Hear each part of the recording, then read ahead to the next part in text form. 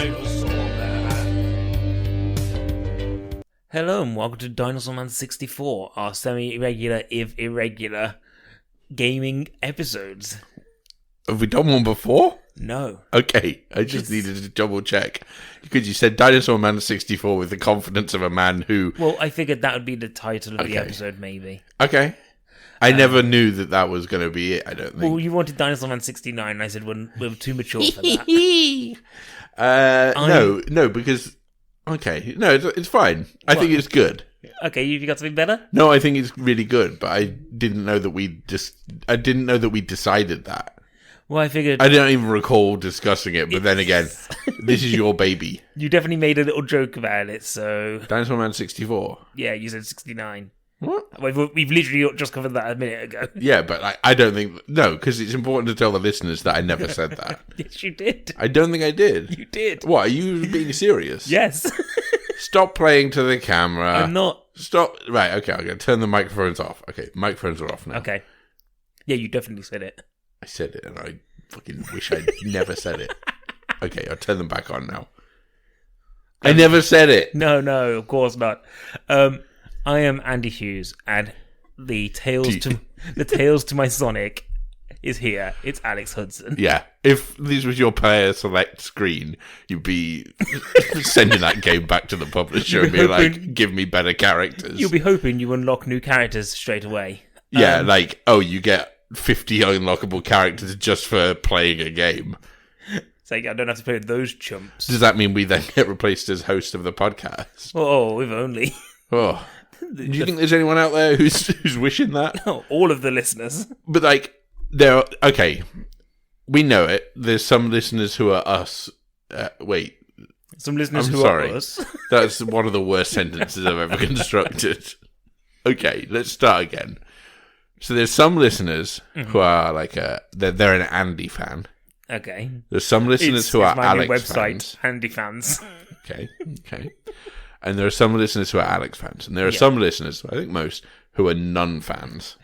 Who just... They're really like Mother Teresa. Just keep downloading the podcast and they don't know why. They've tried to cancel it. If you were... Okay, so three abilities you would have on your player select screen. What, me? Mm-hmm. Indecisiveness. Okay. I don't know if that's an ability. That's more of an inability, surely. Crippling self-confidence. Okay. This was your chance to big yourself up. Oh, no, this is me bigging myself up. Okay. You just think you're the best at being indecisive. Yeah. Coolest cat. I'm a cat. Oh, okay. I was going to say, it doesn't really feel like it fits the theme of the other two. What about you? I reckon... fireballs come out my hands. Oh, wow. I didn't think of this. Your back is spikes. Yeah, and if you are Bowser. If you press B while I'm in midair, I'll do a little fart. You just see a little cloud of something come out the back, and you go, "Oh, what was that?" So, for those who are wondering what's going on here, basically, we used to have video game reviews inside the actual episodes. Yes, and they always took the episodes to be super long. So we said, what if there was an episode that was semi-regular / irregular, because I don't know how often this will be, where we actually just got to talk about just video games. Not video game news, guys. Don't worry, all those who love news and reviews, that will be remaining in news and reviews. I really think we should kill that. No. Okay. But reviews will be coming to here. Yes. And the great thing about this is that... Do you think that's going to mean that our other episodes don't run super long? No. Good, because I was going to say, we took those out a while ago, and we've been running along a lot. It just removes an excuse. And the great thing about this episode is... Removes an excuse? Like my teacher. Yeah. Finding a reason to keep me focused in class, but just removing excuses and realising that it might actually just be me who's the problem. Okay. But the great thing about these episodes is we get to bring in a guest. And this week's guest would have been Matt McGowan. But we forgot to contact him. To contact him to tell him this is happening and the episode needs to be recorded today. And also, we're recording this on Valentine's Day. And Matt McGowan is not lonely like us. That is true. In fact, well, here you go. Any of the potential guests you could have put on this podcast, if we'd have recorded today, all of them would have said, no, thank you, I'm busy with my significant other. And the thing is, I did speak to Matt about this. Yeah. Probably. And he said, any day but Valentine's He said, Day. like, I'm free. Like, I am a free man. He's going to be distraught when he sees this episode come out in the feed. Well, this is why I thought I would, hang a lantern on it and say, I asked Matt to be on it. He said yes. And he would have been if we had been more organised. I had been more organised. Yeah. But, in spirit of fairness, yeah, Matt does have a significant other. Mm-hmm. She's on Twitch at, I think it's Mrs. McG channel. Okay. I'm going to find out the name. So, okay. Well, much like Matt McGowan has a significant other, you also have a significant other, and it is me. In a sort of, podcasting partner type situation. Yeah, you didn't get me any gifts. I feel like the greatest gift I could give you at this point is me for an hour and a half or whatever. So I'm here I'll fill in. I mean, the problem is I don't know Matt well enough to be able to answer all the questions and segments in his stylings. Yeah. So I have to do it as myself, unfortunately.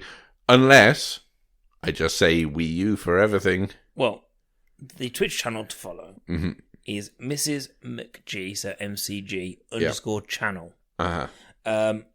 She's been playing a lot of games recently. Important to note, this is not the wife of McG, the director. No, but of Matt. Okay, good. But yeah, she was playing the other day. She was playing a video game that's basically Overcooked, I think. But it was realistic Overcooked.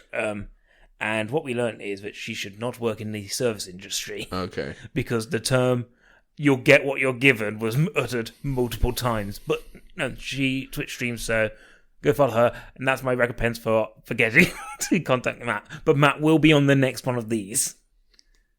Whenever that may be. Yeah, that listener, that's a promise being broken already. But yeah, you get to be in his place. So the first question I was going to ask Matt is, okay, why do you love the Wii U so much? Okay, well, I actually do think I've been thinking about the Wii U a lot recently. Okay. And so Nintendo had a string of successes in the early 90s through to the early 2000s, right? Mm-hmm.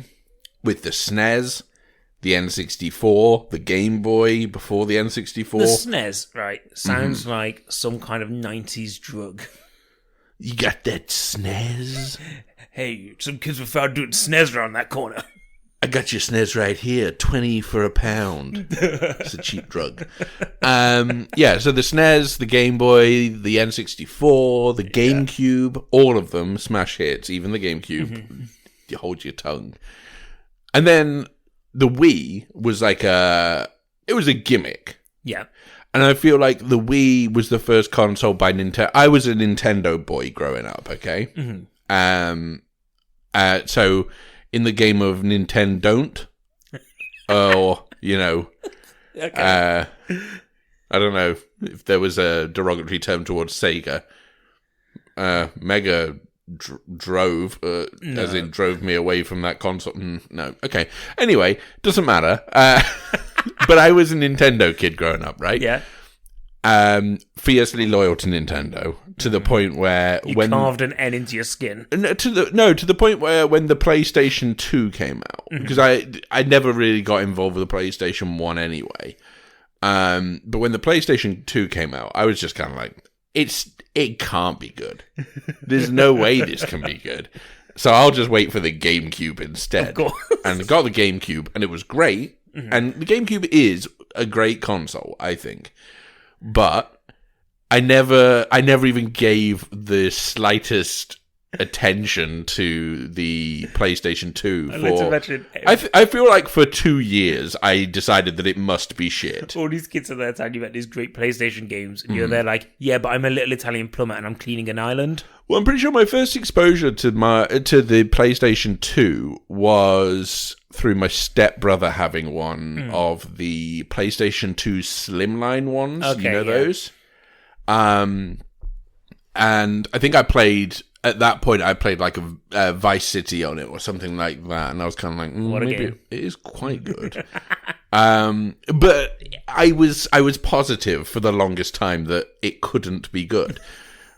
So then when the obviously you've got the Game Boy Advance coming out, you've got the Game Boy Advance SP, you've got the Nintendo DS, and then the Wii comes out in 2006 or whatever, and it is just a gimmick because like everyone loved it though. But they didn't, because if you think about it, who talks about an actual game for the Wii that Wii Fit? Yeah, no, I'm not counting ones that have Wii in the title. Oh no, so Wii Sports is out. But like, yeah, Wii Sports and Wii Fit, right? Those were things that were like they traded on the gimmick of it really well. Fun fact: Wii Fit body shamed me. Like what? It said your name. Like you go on there and like you stand on the Wii Fit board. Yeah. You put in like your age and your height and stuff, and then you stand on there and it weighs And you. it said did not compute. And the me, Yeah. the Amiibo thing, like it goes to a body shape, and generally mine was like sideways and ellipses, and I was like, wow. I just got this picture of like this what were they called? Weemojis or your little me's. memoji or MII, me. like he just goes. Oh, yeah, it shrunk and went fat. Yeah. and then it said, And then just toppled over. It said, one at a time, please. Do you think? do you think that was? Do you think that was the experience of most people with the Wii Fit? Or do you think it? Because it was like a pad thing, wasn't it? It was like like a scale, I suppose. It worked on BMI, didn't it? So like everyone, and as we know, everyone who bought a games console, their BMI was all over the place. Yeah, it's like you're not. The thing is, when you see the advert for the what's it called, the Ring Fit for the Switch, not everyone is like super skinny, right? No. So That's what I keep telling myself. So when Nintendo designed these sort of peripheral bits for it, do you think they just go like, well, everyone's gonna be super skinny, and we don't need to worry about it? Or do you think do you think they've learned their lesson and they now don't have a thing that like morphs to the shape of what they think your body looks like, which is just blob? Maybe people don't look like butternut squashes or don't appreciate being told they do.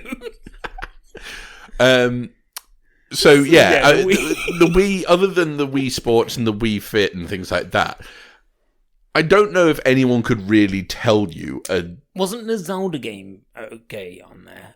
Breath of the Wild? No, that's because that came out for Wii. It came out on the Wii U, I think. Or did it come out on the Wii as well? I just presumed that everything came out for the Wii U came out for the Wii as well, because they had to actually sell a copy. No one had the Wii U. I don't know.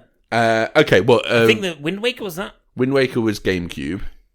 Oh, Twilight Princess. Yeah, I think there's one. Basically, I thought that was the bad one. Everyone hated Twilight Princess. I've only ever played 2 Zeldas. Okay. One I've played for half hour, and that's on the Switch. That I probably should play again. You played more than that. No, I think I probably must have played more than that. Yeah. But I probably should go back to it. And the you haven't played it in 4 years. The other one was Ocarina of Time, which I got to the point where the spider was. Didn't understand what was happening, so never played it again. And apparently, that's near the start of the game. Well, yeah, I mean, I think you're closer to the start of that game than you are to the start of, whatever it is, Breath of the Wild. I know Breath of the Wild, I started the game, accidentally fell off a cliff and died. I mean, you should understand that mechanics of video games don't really differ franchise to franchise too much. I didn't expect to immediately die as I left a cave. So, like, I think this is the problem, is that Nintendo then went into this thing of, like, oh, here's our gimmick. Mm-hmm. But the Wii's gimmick was at least something where you could go, oh, okay, well, I can play pretend bowling with my grandmother. Whereas the Wii U, the gimmick was, it's more inconvenient than the Wii. It's got a screen now. And you have to... Is the screen on the pad? Yeah. Well, what we'll do is when we do get Matt on, I'll get him to do a couple of minutes on in defense of the Wii U. Hey, I'd love to hear it. And we'll ask him, the main question is, what games did the Wii U actually have? Well, I think the Wii U had every single Wii game, but worse. That's my theory, is that all the games that came out for the Wii just got ported to the Wii U, and instead of playing them on your TV screen, you had to play them on a pad. When you say but worse, does that mean it would have body shamed me more? Like it started giving like your mama jokes out there? Yeah, well, it scanned your face in, so it was an accurate face on a blob. But yeah, Switch is probably good. Yeah, it's there. Yeah, it's sitting there. Oh, I can't see it under the dust, but I charged it up recently. Yeah, did you boot it up recently? Charge has gone since then, I think. It's got that dormant charge drain. So yeah, that's what I think of the Wii U. The Switch will be unnecessary. The Switch will be used soon. Yes, because of Pokemon Snap 2. I said we're not going to do any news on this podcast, but now is the time to do it. There is one bit of news that we can discuss. Yeah. Which is, I double-checked, and it is 75 days until new Pokemon Snap is released. It's a long time still. It is. It's the 30th of April, 2021. Doesn't seem that long away when you say it like that. I think it's taken them a global pandemic to actually get around to releasing it. I think this was a project that had been abandoned, and during COVID they found it and went, we've got to release something. Just slap new on it and put it out there. It's got N64 graphics. And I love it. Like, it's not as angular as Pokemon Snap. Right. So for those who don't know, Pokemon Snap is my favourite game of all time. Like, it was a game where you go around in a little machine and you take photos of Pokemon, and you get points if you get them in cool positions, but you could also force them to evolve by punching them in the face with a ball. Yeah. And it was great. And the aim of the game was just to photograph all of the Pokemon. You didn't fight Pokemon. You didn't capture them. You didn't really disturb them apart from when you pushed them into the fire pits. Yeah. You were there just to document nature. Yeah. It's really for all the pacifists who thought that Pokemon itself was a little bit too angry. Yeah. We shouldn't be weaponizing animals. Exactly. We should be, we should be throwing rocks at them and stuff. Pestables. They were pestables. Yeah, but you get a pebble-shaped ball, a pebble-shaped rock. That's technically it's like you have a choice. A ball. You can give him an apple, or you can give him a ball to the face. Never choose the apple. And what? So the apple would kind of, you'd throw it on the floor. Would certain Pokemon react to the ball and certain Pokemon react to the apple? So the apple was almost like a guiding hand. Like, you'd throw it on the floor and the Pokemon would go to it and be like, move a little bit longer. Pestiball, you could hit them, and so for example, you could hit a Charmeleon, he'd fall into lava, he'd evolve into a Charizard. Charizard would be pissed. It's not how it works in real life, but that is a good photo to take, and Professor Oak's there like, oh, that's really great, ×2 bonus. Okay. Great game. So did you arrive at Professor Oak's house before Ash did, or did you arrive after? Like, he'd sent Ash on his way already, and he was like, I've got this camera. Yeah, I'm after. And also the Bulbasaur no one took. Yeah, there's two spaces, a Pokeball, and Professor Oak's camera next to it. And I went, I want that one. You must choose one of these Pokemon. The camera, please. And then he gave you the little Jurassic World glass sphere. So yeah, Pokemon Snap 2's coming out, and it looks like it's more of the same. The kid in it looks like he's shocked by the even presence of a camera, which makes me think in this universe, cameras have only just been invented. Yeah, but if you think about it, cameras are now a really foreign concept to a lot of kids. A camera on its own. Like because obviously when we were younger, cameras were everywhere. Like, even if it was those kind of like wind-up disposable ones, digital ones. Now it's all on the phones. That's all on the phone. Like, I don't like it. Old man Hudson's. Yeah, I don't know.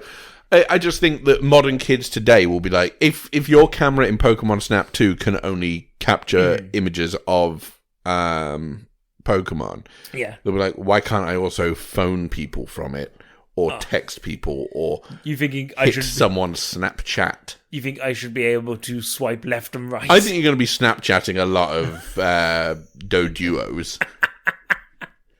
Like, just snapping your friends. Yeah. Just like, hey, what you up to? Oh, nothing much. I'm just travelling through, I don't know, Kanto. And if if Nintendo are clever enough, what they'll have done is they'll have built in a technology where you can actually send it to your Snapchat friends. Wow. But I don't think they are clever enough, and also that opens up the minefield of you going on Pokemon Snap one day. Pokemon Snapchat. Yeah, exactly. That's good. Going on Pokemon Snap one day, loading up your gallery and seeing dick pics that someone sent you. Like, I really wish you would stop sending me those, but... I don't have Snapchat, you know that. Snapchat is one of those apps where you just go, I don't know, like, there is an age where you have to stop using this, and I think that age ends with teen. So I had Snapchat. Yeah. And I used it for probably like a month, and then I went, I don't understand what this is for and who this is for. Like, I can do everything I can do on Snapchat on WhatsApp. Yeah. I think. Okay, it doesn't have the filters, but I don't do filters. Okay, I did on Instagram use a cat filter one time to do a promo thing for cats. But that was it. Anyway. So yes. Hopefully look, a lot of people were thinking, oh, Dinosaur Man 64, maybe we won't get derailed this time. No, we will. But guys, the important thing is, so we said multiple times, and maybe one day we'll stick to this, but we'll do some more streaming. Because people like it when we do streaming. Do they? I don't think so. You like it when we do streaming, which is strange. But yeah, I did say that I would stream beginning to end. Me playing new Pokemon Snap. Mm-hmm. So guys, it's not long until I hope it's really hard. Imagine. I hope it's really difficult. You don't know how to play it, and you get frustrated. Everyone wants me to cry on stream. Yeah. As I realise I can't bully the Bulbasaur anymore. I want to see your childhood be crushed. What if it's bad? Imagine if it is.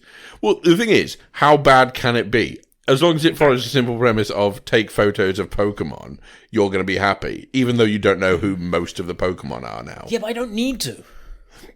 Yeah? I don't need to know what a Pokemon looks like to be able to take its picture. Yeah, but it will mean less to you. I think it will. If someone says to you, take a picture of Snubble, are you going to be psyched to do that? Of course I know what a Snubble is. Okay, so second generation still fine. Grumpy-looking dog. Fine. If someone says to you, take a picture of Houndoom. I know what Houndoom is. Oh my god, you know everything. Okay, fine. If someone says to you, take a picture of Sobble. Oh, I've thrown so many vegetables at that Sobble, the saddest Pokemon of all time. Look, I think this is going to be trash. Well, let's hope it's great, guys. Yeah, I hope it is. Because genuinely, it's the only little beacon of hope I have in 2021. Jesus Christ. So please do not extinguish that. Can you not put a downer on our listeners? We've got a promise on this podcast to always stay positive. Also, I can't wait to throw stuff in the face of Bidoof. That's the main one. Okay. Bidoof is confirmed, and I want to punch that fucking Pokemon. Should we talk about some actual games we played? Okay. Should we start with the game I played? Yes. Most of. Like, the game I've spent most time with. Not that I've completed the game. Okay. Oh, right, yes. So, I don't know if I spoke about this on podcast, but I definitely spoke about it with you, which is I love the aesthetic of the Dark Souls games. I think they look great, and I would really like to be able to play them. Yeah. I have previously tried to play Dark Souls 1 because I had a copy and it was like the old copy. Mm-hmm. And then I watched Luke Westaway on Outside Extra play through Demon Souls recently.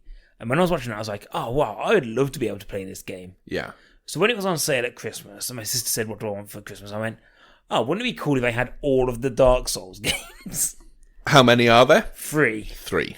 What if I had all 3 and I could just play through them all, I'd just knock them off one at a time. Yeah. Now, every time I've played Dark Souls, I've never got past the first boss. Mm-hmm. So this time I was like, what if I could? Yeah. So I've been playing Dark Souls 1 a lot. Yeah. Fortunately, you've been watching me play Dark Souls 1 a lot. Yeah. I kind of like it. In essence of, like... So, I'm sure everyone knows what Dark Souls is, surely. Do I need to explain it? Probably.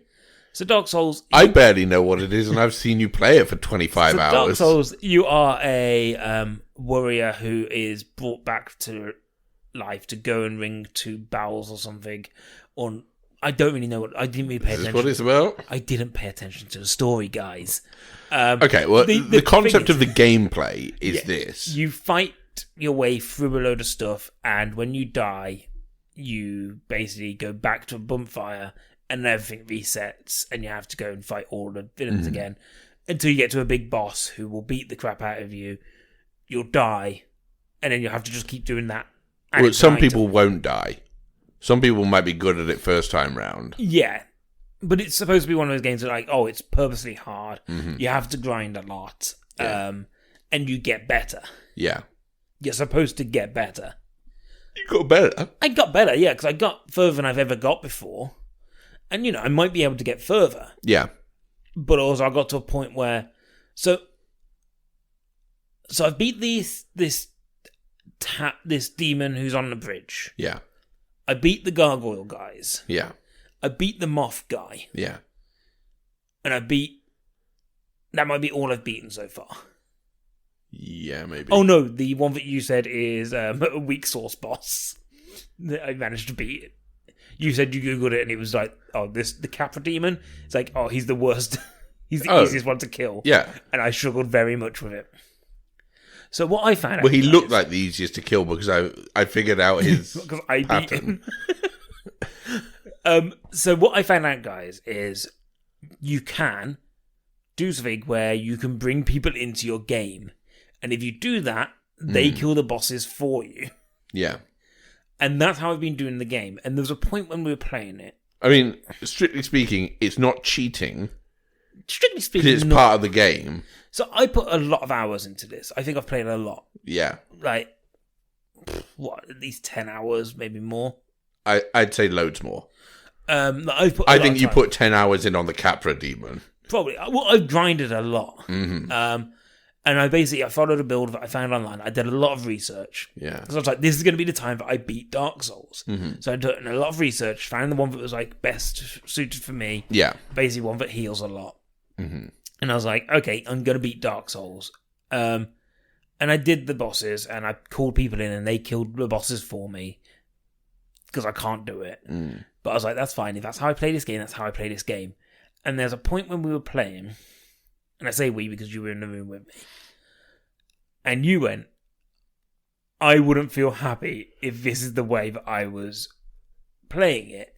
And I went, I don't know if I am. Yeah. But also, I don't know if I'm enjoying myself. Mm. And I guess some people, they're like, that's the point of the game. It's supposed to be this kind of crippling difficulty. Yeah. Where you don't know how much you're enjoying it. But I don't know if that's the game I want. Mm. And I got to a point where I had a load of souls on me and I was fighting a Hydra. And the Hydra didn't kill me, but instead the map just decided to end and I fell down a hole. Mm. And I was like, now you're just being unfair because there's no reason for you to do that to me. Sure. And I think that's the point where I didn't go back and I was like, okay, I think this is me done. Mm-hmm. I might go back at some point. Yeah.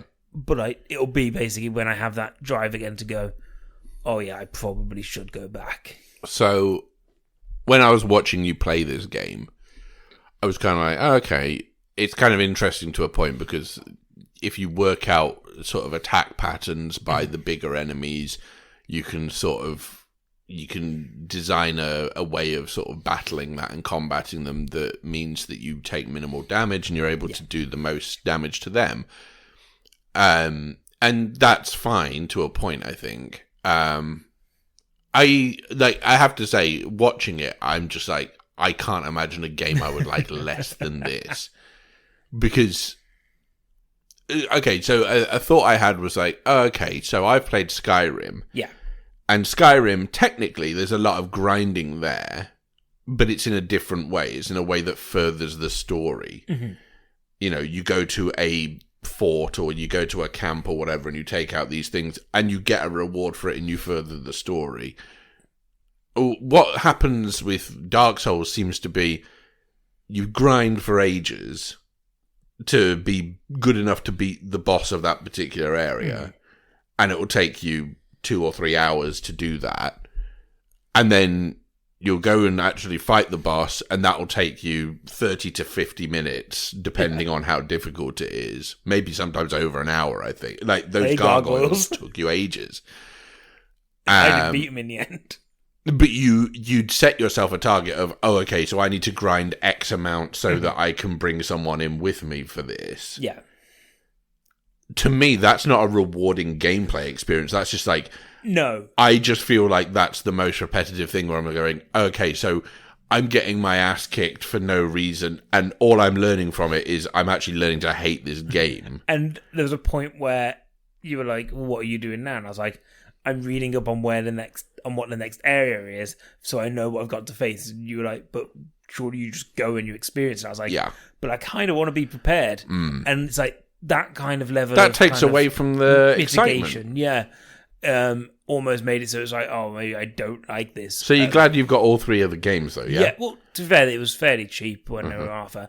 But the point you made there as well is probably another reason why I'm bad at this game, which is you said you work out attack patterns and then you exploit them.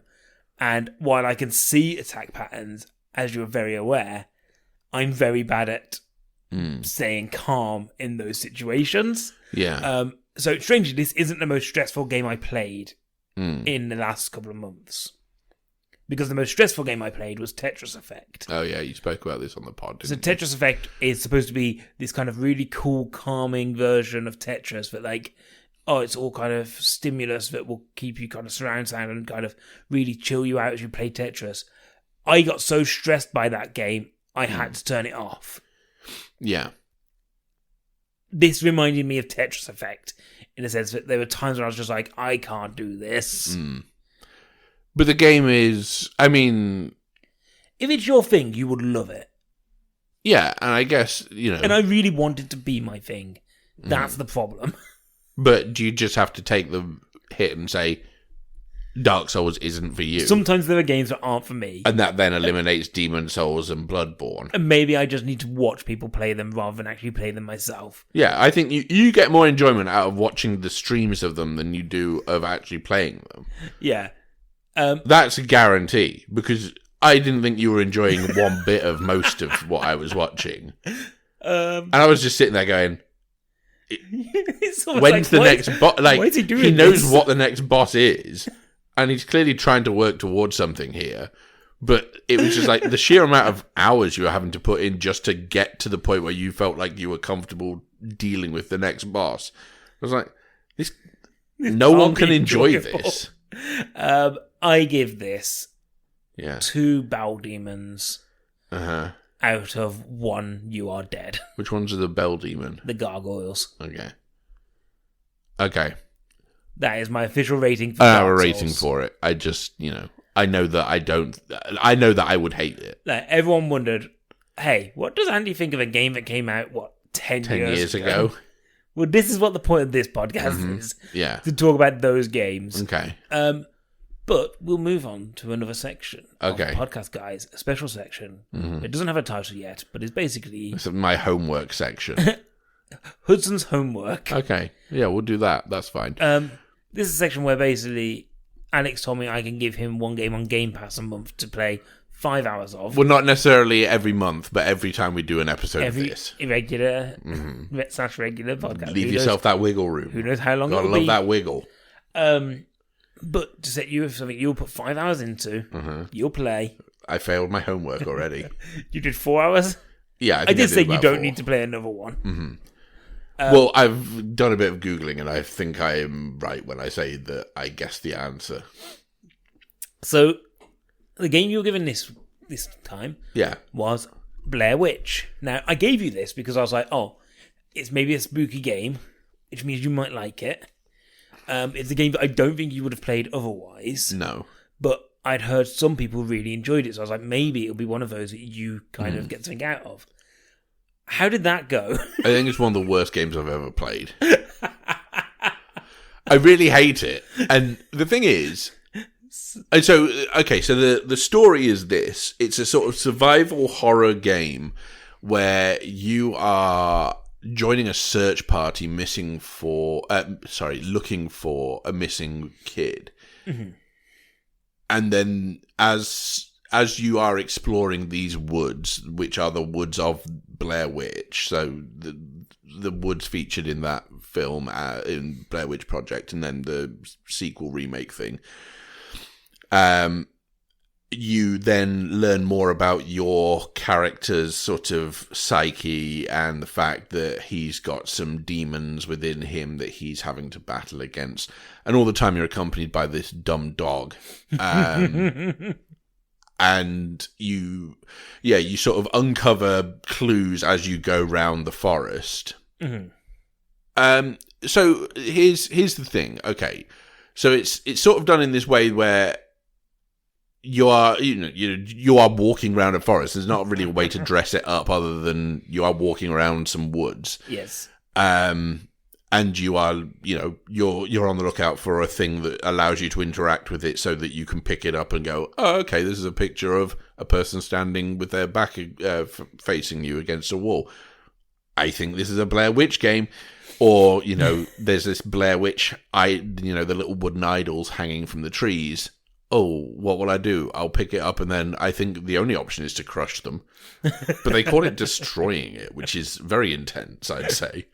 And then there's a camcorder you pick up, and then you get sort of you find these videotapes that if you rewind time, you can then alter your surroundings. And I think, on the face of it, that's maybe an interesting concept to play around with. That as a mechanic is kind of interesting. I don't think it's done particularly well.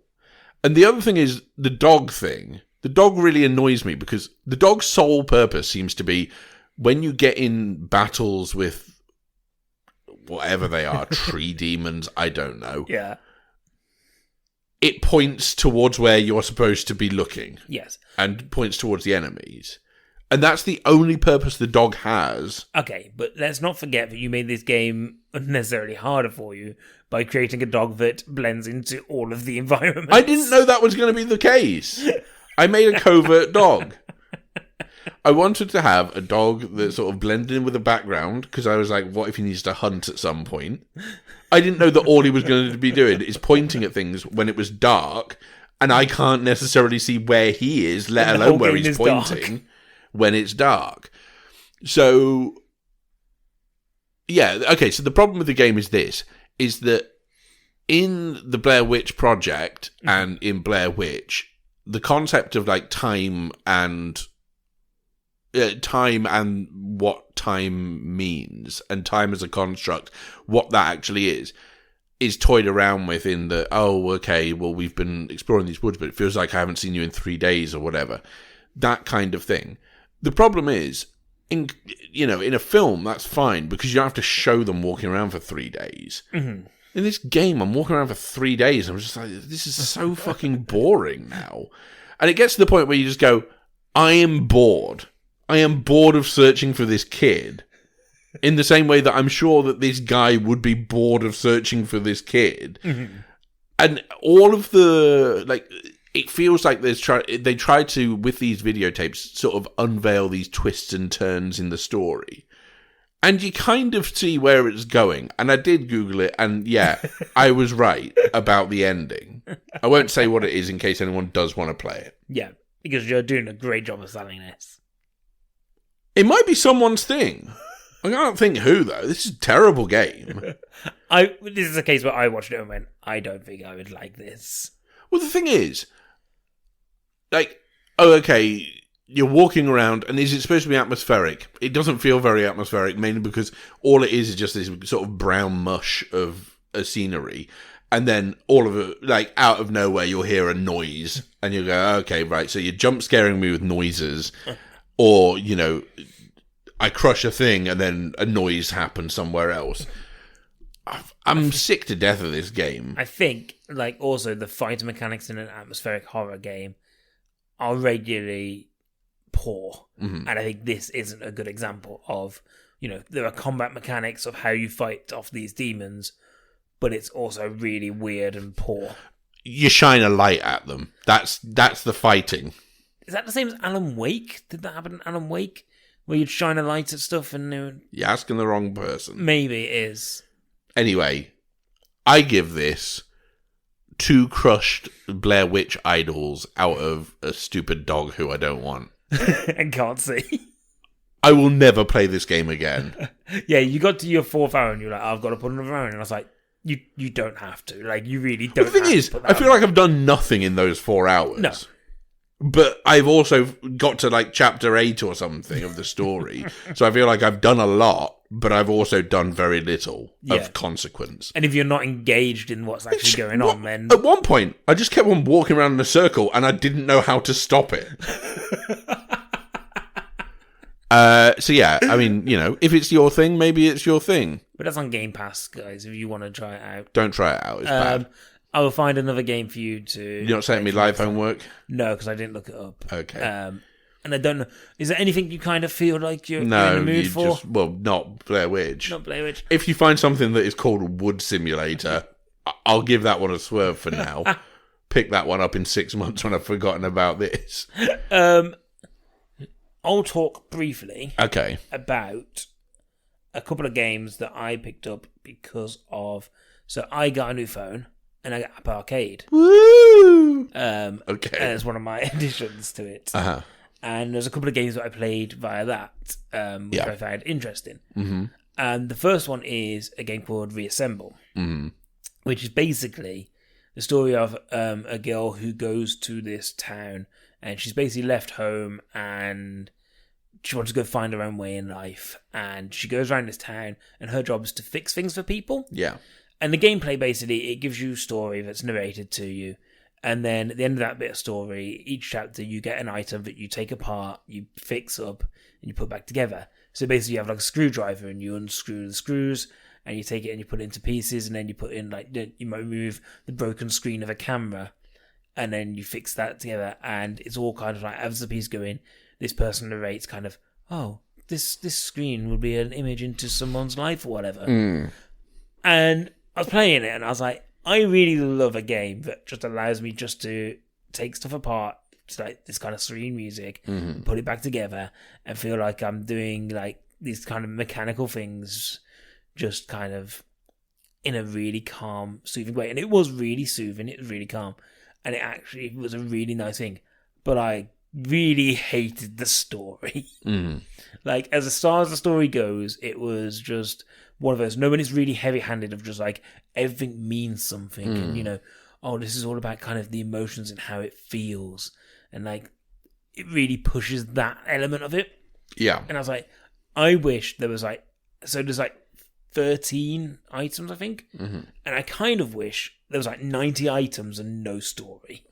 Like, just keep giving me items that allow me just to pull stuff apart and put it back together. Because it was really nice kind of like playing around with stuff, going, oh, is this how it works? Oh, no, I need to do this. And kind of really kind of methodically working stuff out. Yeah. And I really wish the game was that.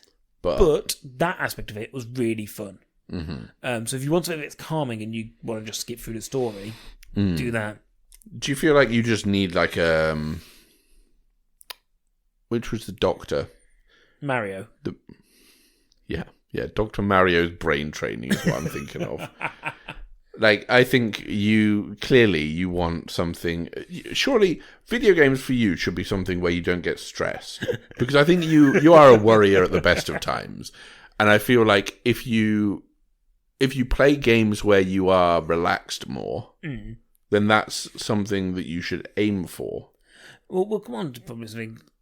Because I don't like it when you get stressed out by games, because it makes my life more difficult. You're so sweet. No, it makes my life more difficult. It's a selfish point I'm making. The other Apple Arcade game I played, which I'm really enjoying, is one called Grindstone, which is basically you're a little man, he's climbing up a mountain, and his job is to kill a load of creatures to get gems. And it's a little bit like Candy Crush in a way. Because you match symbols that allow you to kill certain creatures. So, like, the creatures are different colours, and you can draw lines. Okay. along those, and you can kind of go around in circles, and like as long as you're moving to creature of the same colour, then you can move to that space. But then it kind of, you've got things that link you, so you can go to a different colour, sort of that. And it's all about finding patterns, and like there's certain creatures that can only be hit if you've hit 5 creatures beforehand. But it's really good in kind of like, it's just got a really nice gameplay loop of just, I find the patterns. How do I avoid getting hit by this? I find this pattern and I can use this to move somewhere else. And it's really well designed. It's got this really kind of like nice kind of town, and designed like this town you can visit. It's got these kind of like daily adventures. So there's a whole lot of stuff in there, but I've just been doing the stories, and like I found myself keep going around the same level until I've got it all. And then I would move on. Really nice gameplay loop. I think if you want just a game that you can pick up and you play for like 10 minutes and put down, it's a really nice game to play. Having a lot of fun of it. It's called Grindstone. Okay. Just the last couple of games we talk about, because they're games that we have revisited recently, and we talk about a game that is nice and relaxing and not stressful. Should we talk about XCOM? Yeah, I mean, XCOM's a weird one, because sometimes it is very relaxing because you feel totally in control of everything you're doing. And then sometimes just you encounter the absolute worst scenario. So I went back to XCOM recently because I thought it would be a fun little game for me to play. And it was not long after I'd finished playing Dark Souls. And I went, I'm going to go back to something that I really enjoy. So XCOM is basically a turn-based shooter, really, isn't it? A strategy game. Yeah, where you have a team of soldiers and you fight a team of aliens, and you have like percentage chances to hit and stuff like that, and the game decides whether or not you actually hit. And it's all about tactics, but it's also about, does the game favour you at that time? Yeah. And it's a really great game for, like, once again, I think the style of gameplay is fantastic. And I went back to it and I went, what would be fun is if I named all of my soldiers after people I know, like after close family members and friends, and then see whether that affects the way that I play this game. And I did that, and I'm in a situation where I don't want to lose my mom and dad. Like, it's really important. I think it's partially because they are my best soldiers, but also I believe they're my best soldiers because they're my mom and dad. Like, I have died. Yeah. I'm gone. Mark, who's been on the podcast before, he's gone. Matt McGowan, I think, is gone. So, I'm losing a lot of friends, but also it's really important to me that my parents don't die. And I think that's what I wanted to get from this. Yeah. But also, like, it's put a whole different edge to this game. But you've been playing it as well. So you picked it up again not long after I did. Yeah, and it's a game I've been back to maybe 3 or 4 times. Yeah, I guess so, since I started playing it. And the thing is, I've got to the point now where I've completed the actual campaign story. Yeah. And now on this playthrough, I'm kind of just not doing the campaign-y stuff. I'm just kind of treading water, I suppose, is the best way to describe it. And maybe this is the more enjoyable way of doing it because you can just make it last as long as you want. Yeah. But also, I'm kicking myself for earlier decisions that I made and losing key members of my squad early doors to the point where I'm now no longer naming people because I just don't care about them. And like my memorial hall is littered with the names of people who have been on one mission with me and I've just sacrificed to the aliens. Yeah, I mean, it's a game that I feel like I'm coming towards the end of my rotation of playing it again, and then I will move on to something else. Until it comes back again. Until it comes back in again. But that's kind of what you want, isn't it? You want a game that you can go back to time and time again and not get sick of for a bit. And then when you do get sick of it, you go, okay, fine, I'll find something else. The other thing I find is frustrating about it is when I went to buy it for my Xbox, because I play it on your Xbox, when I went to buy it for my Xbox, I was like, I wonder how much it will be. Because this is a game that isn't, over 10 years old at this point, maybe? Yeah, maybe around about that. because it was made for the Xbox 360. Mm-hmm. And it's $49.99. And I was like, this is absurd. I don't think I've ever spent $49.99 on a game. So, I don't know. It's frustrating because I was thinking, I could pick it up for maybe £10 or so. Yeah. And that's fine because I know I'll get a playthrough out of it. But $49.99 changes that dynamic massively. 2012 it came out. So we're coming on to 10 years next year. Yeah. I've paid 15 quid for brand new games. I paid 15 quid for Resident Evil 2 months after it came out. Resident Evil 7. Yeah. Like they know where that money is, especially like when you go on Steam, it's like £5. Yeah. But you kind of want it on the Xbox because that's... Well, I want it on the Xbox because I just feel like I've got an Xbox, I may as well have games for it. Which is the entire reason I bought Grand Theft Auto 5, a game that I haven't really enjoyed the few times I've tried to pick it up. Having games for a console doesn't mean it turns on. That PS4 is a monolith at the moment. Yeah, they found it on a beach in Skegness or wherever that guy erected one. Yeah, so, XCOM is fun, but it can be heartbreaking. But at the same time, I haven't had... doesn't matter. That's a thing for off podcast. I just had a thought. But yeah, I absolutely love going back to it. It's a game that I really enjoy, and it is one that I just find myself drifting back to all the time. I give it 20 alien corpses out of 3 deaths of my soldiers. I give it 100 poor decisions out of 1 stupid map. And the other one real briefly we went back to yesterday, which I quite enjoyed actually going back to it. I hadn't played it for like 6 months, is Sea of Thieves. Yeah. Another game that I think has a really nice kind of... What I like about Sea of Thieves is it's one of those games that nobody is better because of paying into it. Yeah, you can't pay to be better at the game. You can just put in more hours. And there are people who are, we are terrible at the game in the grand scheme of things, as proven by the fact that anytime we have to do close combat on there, we are absolutely dead. We are slaughtered by whoever boards our ship. But it's a fun enough game in that you can play it again in the way that you want to play it. And I think I respect a game that allows you to do that. Because I think too often games prescribe... This is a slightly different experience because it's a completely different type of thing to XCOM or Blair Witch or... Dark Souls, sorry.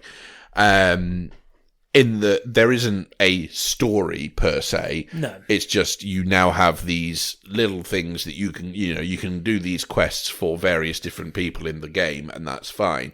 But because it's an online multiplayer thing, it's just a case of you take it at your own pace. And if you want to just arse around on an island and dig up some treasure, then you can do that. If you just want to sail and catch fish, you can do that. If you want to run smuggling missions or whatever, or cargo missions. Like, I hear a lot of people who don't like the game say they feel it's quite empty and quite sparse. But I think that's the strength of the game, because I only ever play Sea of Thieves really... I know you sometimes play alone. Yeah. But I only ever play it really with you or my brother or someone like that. And for me then, it's more about the community and more about the kind of adventure we have together. Yeah. Like yesterday we fought a huge sea battle where there was one point we ran out of cannonballs completely. Yeah. So we were trying to get onto the enemy ships. To steal their cannonballs. Dying and coming back onto our own ship so we can at least try and attack them still. And that was exciting. Like, we were trying to find like new ways. You were going with explosive barrels to try and take stuff out. You went, guys, there are 10 cannonballs or 20 cannonballs here that you just hadn't noticed. And that's the exciting thing of, we have a story from that moment because we played that game as a free and we had a great time doing so. And I think, yes, it can seem empty. Yeah. But at the same time, that's when you find what your story is in that game. And I think it does it really well. Yeah. I think it has payment stuff where you can buy like cosmetics and stuff. but I don't care about that. Yeah, I mean, it's, ultimately that stuff is still relatively evil in terms of it preying on the wallets of children. But if you're looking at it as is there a gambling mechanic to it? No, there isn't. Because everything you are paying for what you are paying for. You're not paying for something where you go, I don't know what I'm getting in this. You might be paying for a particular parrot or a hat, or whatever. But you're paying for the hat that you are advertised. It's still bad that they're doing it, but absolutely. I get that they have to make their money somehow, to continue the service. And I think it's very good at adding new features and allowing them to stay. Yeah. Like pretty much every feature that they have, they go, okay, this isn't it's time. This is always just a constant improvement. Yeah. And yesterday, I completely changed the look of my character through in-game currency. Like, I've never spent any money on this game. I don't think I even bought it. I think I've got it because it's A, through Game Pass, or B, I think it's your copy that I've got.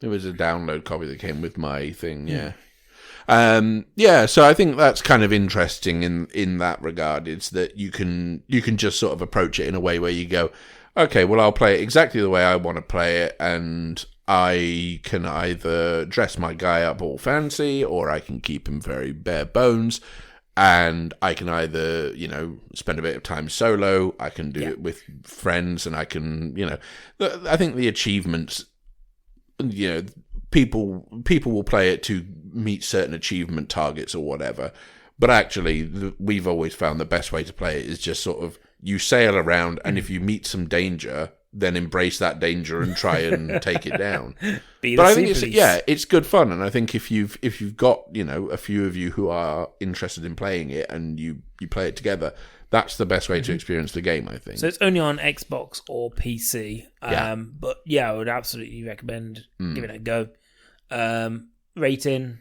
10 pieces of 8. Wait, surely 8 pieces of 8. Yeah. Out of Skull and Crossbones. I agree. Yeah. Good. Shall we finish it up then? Okay. With just a real quick question. Mm-hmm. And it's a question that we'll put to you and to the empty seat that Matt McGowan should have been sitting in. Sure. So I thought it'd be nice just to have a little question that is just like a general gaming question, really.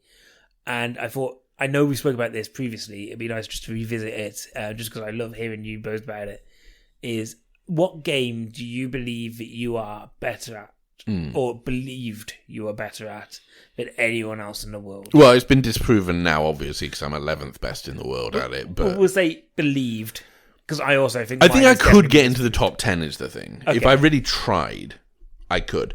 So, Resident Evil 4 is a game I played through a lot. Yeah. Once you complete it, once you start your game plus one or whatever it's called. I never knew there was a new game plus. That's it. I never knew there was a name for it, clearly, because I just got it wrong. But through the replays of that, you then, you can then do a quick speed run once you've got, because if you restart the game and you've got all the weapons you ended the game with, it's very easy to make your way through that game. And I always felt like, oh, okay, I'm really good at this game, I think. Or, I was able to complete a run through and think, that seems quick. I wonder if it's the quickest that anyone's ever done it. But I never really, the whole world of speedrunning is pretty foreign to me. I've never really looked into it other than for setting that target. Yeah. And number one is unattainable. I don't think I can ever... No, because I think he's done it in 1 hour, 10 minutes or something, which is shaving 30 minutes off my best time, maybe. Yeah. That's impossible. Because so much of it is just... It takes as long as it takes. But you're very good at, You're very good at knowing what the next... When you've played a game 50 times, you know exactly where all the villains are. Where all the baddies are. And you know which ones you can run past and which ones you can't. You know which ones you can just sort of shoot once and they'll be down. And you know which one's going to take more. Now, I always find it great watching it. If ever I could find I'm pretty sure you can. If you could find a way to link the capture card up to the GameCube. I would love people just to watch you playing. Well, there must be a way of doing that. Resident Evil 4. Well, even if we just record one playthrough of it. Yeah, because it was just a lot of fun watching you kind of almost second sighting, knowing exactly what is about to happen. And ultimately, if the aim of the game for me is, can I complete this in the quickest time possible? I know exactly the way in which I need to play it. Yeah. And sometimes you'll want to play it differently. Sometimes you want to play it where maybe you get the highest percentage hit rate that you can get. The problem is you can't get 100% because there's some things you need to shoot in order to make things happen. And that counts against your hit percentage. It's stupid. Or you might want to kill every single enemy on the game and see how many kills you can rack up. Or you might want to play it where you sort of stealth your way around and you try and kill as few people as you can. Yeah.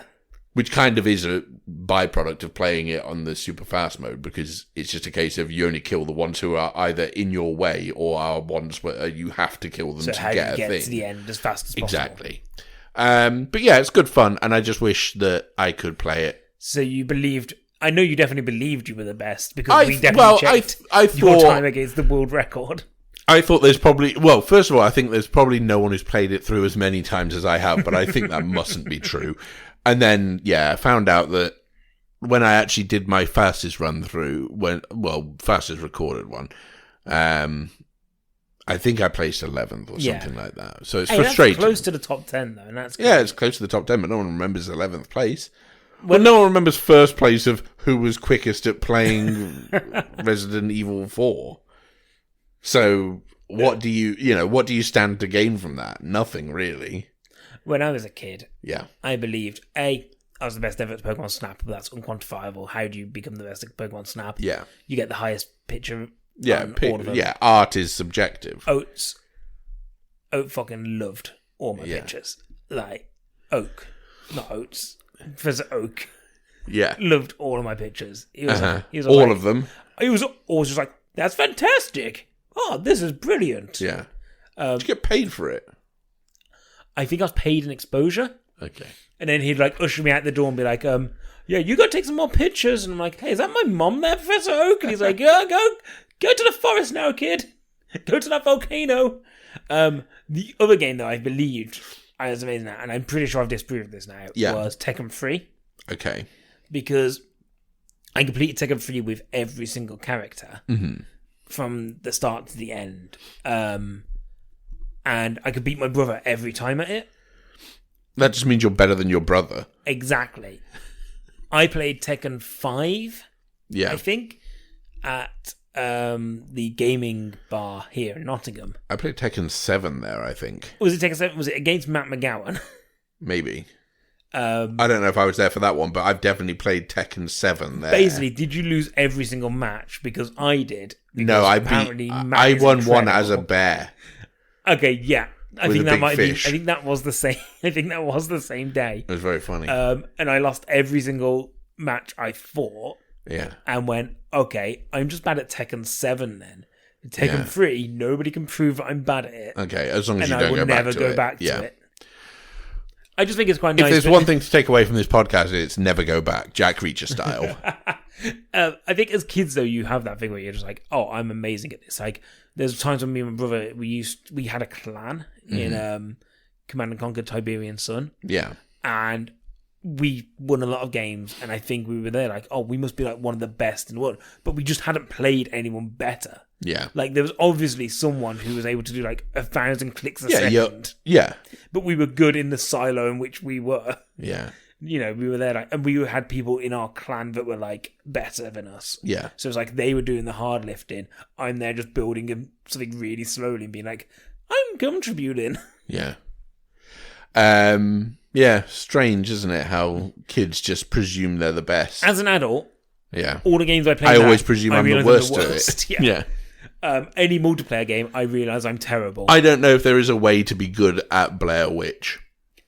That's the only thing I can think of. That's the main takeaway of this show, guys. But yeah, I thought that was a nice little question to end on. But yeah, we don't know when we'll do another one of these. Might be a couple. Whenever we remember to phone Matt. But yeah, there will probably be another one at some point though. Probably after we played a good chunk of games again. And yeah, we'll have somebody join us next time.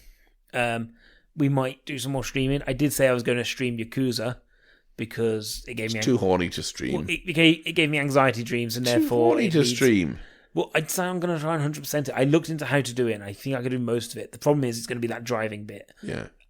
That is terrible, and I don't know how to do that because I've been doing it. When you're streaming, are you going to take breaks when it gets too horny and you get too hot and you have to go and cool down?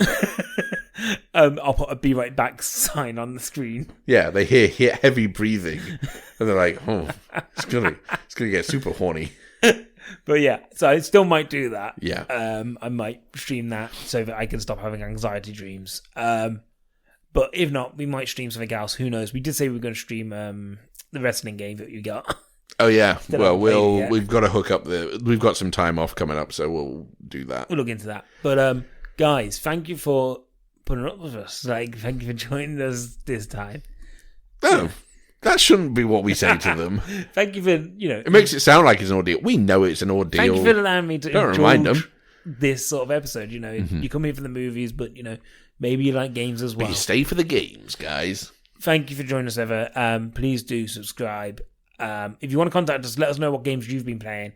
At DinosaurMan15 on Twitter is the best way to contact us. Yeah. Johnny Neves, as ever, did the theme song. This time it was 8-bit. Now I'm going to have to make it sound 8-bit. We never change it. Yeah, but this is a different episode, so maybe I have to. Thank you, Alex, for hosting. Thank you, Andy, for hosting. And guys, until next time. Don't play Blair Witch, it's bad. And also don't make a dog that, disappears in forests. It was a good concept. Covert dog. If the game had been, can the dog attack things stealthily? Yeah. I would have won. But I didn't know that the dog couldn't attack. That's all. All right. Bye, guys. Dinosaur.